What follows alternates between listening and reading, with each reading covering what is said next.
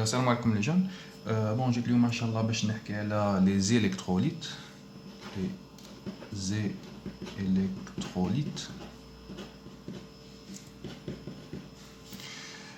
Bon, électrolyte par définition, un électrolyte par définition, un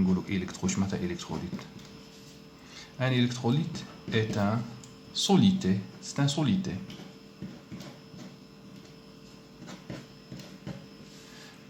Qui par dissolution, c'est un électrolyte, c'est un solité, moudab, par dissolution, dissolution dans un solvant, le solvant c'est l'eau, dans l'eau, donne des ions. Maintenant, électrolyte, c'est un solide, il y a des ions en solution. Qui nous ions, il y a cation chargé positivement plus anion chargé négativement. Disons quelques exemples à les électrolytes. NaCl, je vais donner Na plus Cl moins. Un autre exemple. Na3PO4, maintenant 3 Na plus cation et PO4 3 moins anion. Un autre exemple, K2 Cr2O7, j'ai maintenant 2 K plus potassium cation. Et maintenant bichromate O7 2 moins cation anion. Donc à cas des électrolytes maintenant sont des solités qui diront finalement et on a des ions cation plus anion. Les électrolytes, il existe deux types d'électrolytes. Il y a les électrolytes, donc il y a deux types d'électrolytes.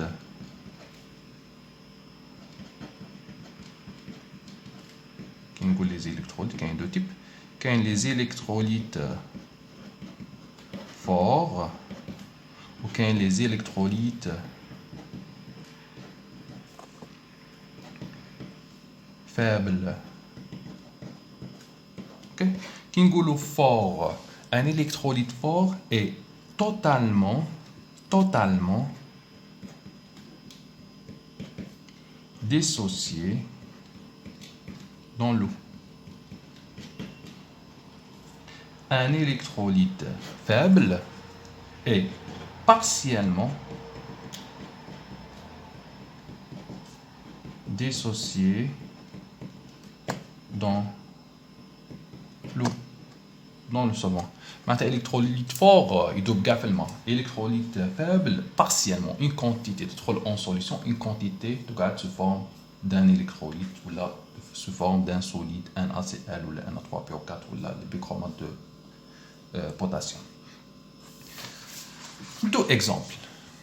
Électrolyte fort. Par exemple le kata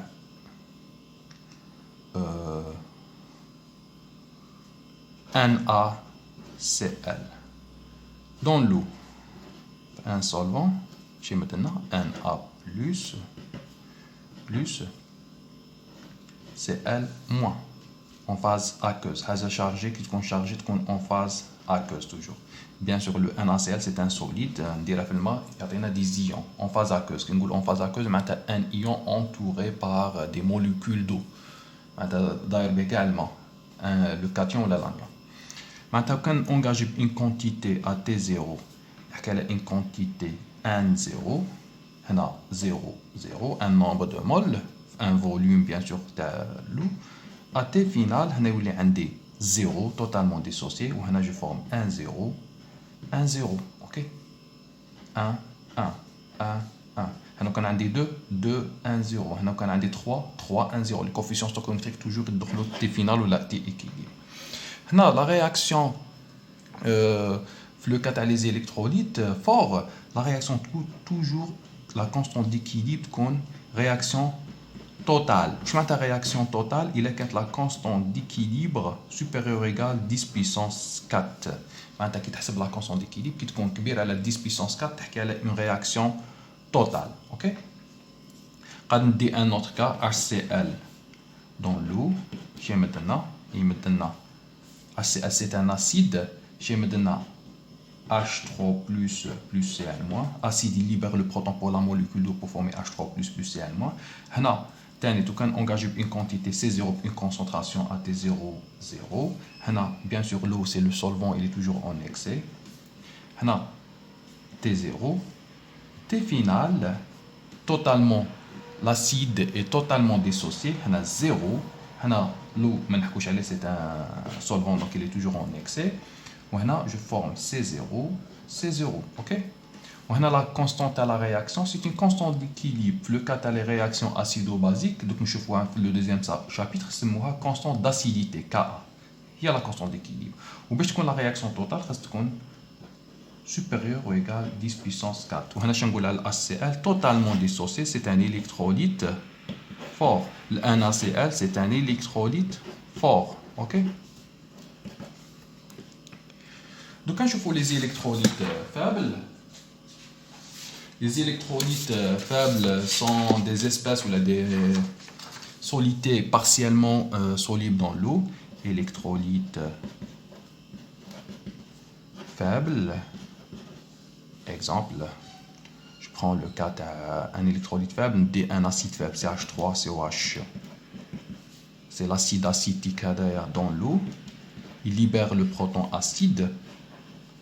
Donc, ça sera des protonations. On forme la base conjuguée CH3 si on moins H H2O et on forme H3 au plus. La constante d'équilibre, la réaction, c'est une constante d'acidité.